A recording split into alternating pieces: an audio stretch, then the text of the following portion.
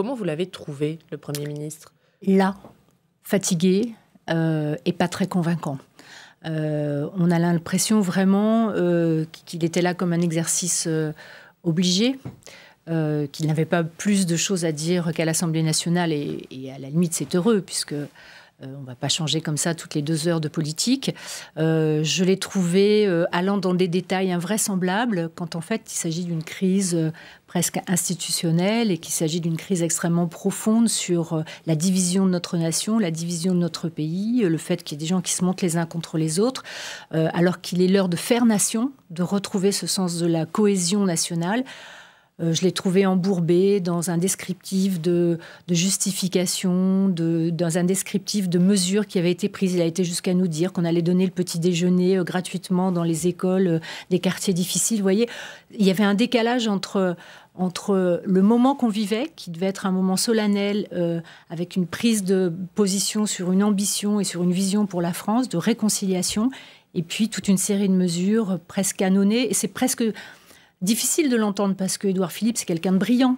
On peut être en désaccord avec lui, mais on ne peut pas lui retirer ni son intelligence, ni son brio. Mais là, je l'ai trouvé extrêmement là, en fait. Est-ce que pour vous, il a une responsabilité dans ce qui se passe actuellement? Est-ce que Édouard Philippe a été trop droit dans ses bottes durant cette crise? Édouard Philippe, par sa formation, par sa façon de faire... le jupéiste, Édouard Philippe. Oui, enfin bon, on ne va pas essayer de mettre les gens dans les boîtes. Je suis en train tout le temps d'essayer de dire de faire cohésion, mais est quelqu'un qui, par son mode de fonctionnement, n'écoute pas beaucoup. Voilà, il est déterminé, ce qu'on ne peut pas lui reprocher, mais il n'écoute pas. Il n'écoute rien. Il fait semblant d'écouter, c'est-à-dire qu'il consulte. Vous parlez, mais en fait, il n'écoute pas. Et c'est ce qui est en train de se passer aujourd'hui. Le résultat, c'est ce qui est en train de se passer aujourd'hui, c'est qu'à force de n'écouter personne, eh bien, on s'enferme et dans sa tour d'argent, on fait semblant de faire des déplacements à droite, à gauche, mais on n'écoute pas en réalité tous les signaux faibles qui vous sont adressés et qui tempèrent une politique et qui permet, je dis tout le temps, la réforme, c'est Valérie Pécresse qui disait ça, elle qui a affronté la réforme des universités sous Nicolas Sarkozy. Elle disait souvent, une réforme, c'est tirer un élastique, on le tire. Il faut juste avoir l'intelligence de savoir que si on tire encore un peu plus, alors l'élastique va casser. Donc aujourd'hui, l'élastique est cassé et voilà, Édouard Philippe, c'est celui qui tire l'élastique sans cesse, mais qui n'écoute pas que ça commence à craquer. Alors, vos collègues députés, les Républicains à l'Assemblée, doivent-ils voter cette motion de censure ? Oh, je ne sais pas. Je crois, très honnêtement, je ne sais pas, parce qu'on est dans une crise grave qui peut aboutir sur une crise institutionnelle. Donc, redire l'importance de la présence des différents partis politiques me semble être une bonne idée.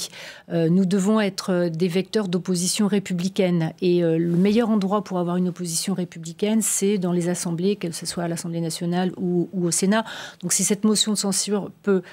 une fois de plus, dire au gouvernement, considérez vos oppositions, considérez ce qu'elles représentent dans l'expression de la voix des populations qui les ont élues, c'est une bonne chose.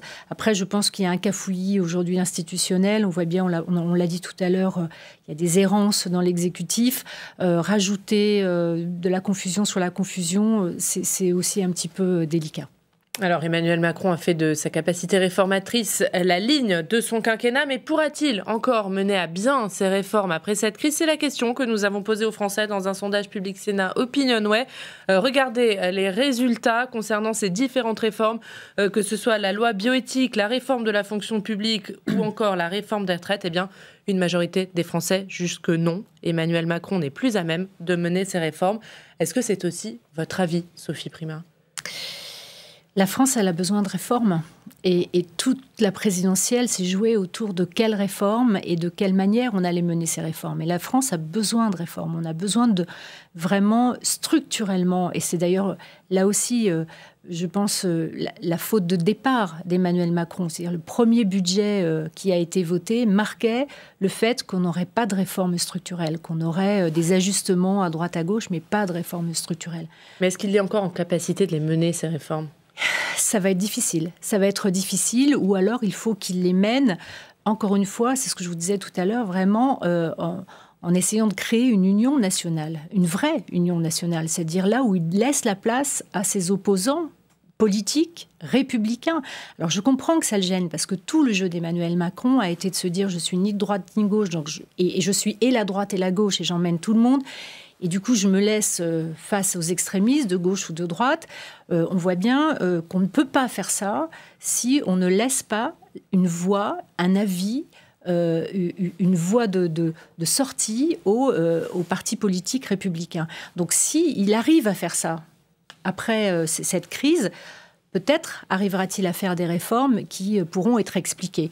Mais sinon, ça me paraît compliqué. S'il continue à s'enfermer dans son univers, ça me paraît compliqué. Alors, en début de semaine, autre fait marquant de cette semaine, les commissions des lois des deux assemblées ont auditionné le ministre de l'Intérieur, Christophe Castaner, et son secrétaire d'État, Laurent Nunez, pour comprendre comment de telles violences ont pu avoir lieu le 1er décembre dernier. Devant le Sénat et devant l'Assemblée, Christophe Castaner a assumé ses responsabilités, mais a dit qu'on ne pouvait pas parler d'échec des forces de l'ordre. Est-ce que pour vous, néanmoins, Christophe Castaner a failli ? Christophe Castaner est là depuis pas très très longtemps. Donc on va lui laisser le bénéfice du doute et le bénéfice de l'adaptation de ce qui pourrait se passer dans les semaines prochaines. Moi, je crois que les forces de l'ordre, les hommes et les femmes qui sont les forces de l'ordre et qui ont servi de rempart, n'ont pas failli parce qu'elles ont fait ce qu'on leur a demandé. Le gouvernement avait 3 objectifs et les forces de l'ordre avaient 3 objectifs. Premier objectif, et on l'a très bien vu dans les auditions, c'était protéger les lieux institutionnels, protéger l'Élysée, protéger l'Assemblée nationale, protéger un certain nombre de lieux emblématiques de la République. Le deuxième, c'était d'essayer de gérer l'expression des Gilets jaunes sur les Champs-Élysées en toute sécurité. Voilà. Et le troisième, c'était de disséminer des forces dans les rues adjacentes. On voit bien que ce système-là... finalement, a été suivi, mais il n'est plus du tout adapté aux escadrons de frelons, comme on pourrait l'imager, qui se dispersent partout pour faire de l'ultra-violence. Donc là où ça a failli, c'est qu'on n'est plus en phase avec cette nouvelle violence.